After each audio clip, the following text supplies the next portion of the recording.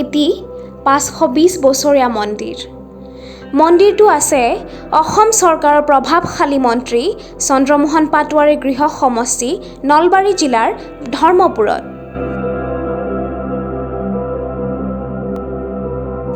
বহু বছৰ আগত মন্দিৰটোত মানুহ বলি দিয়া হৈছিল।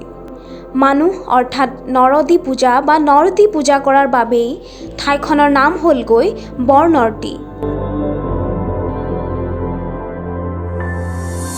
ঠাইখনত গড়কাপ্তানি বিভাগৰ এক অভিনৱ প্ৰচেষ্টা।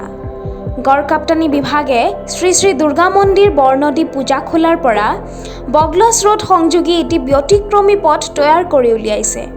পথটো ব্যতিক্ৰম কিয়নো ইয়াক তৈয়াৰ কৰা হৈছে ৰঙীন ইটাৰে। অসমৰ প্ৰথমটো ৰংচঙীয়া পথ হিচাপে পৰিগণিত হ'ল এই পথটি।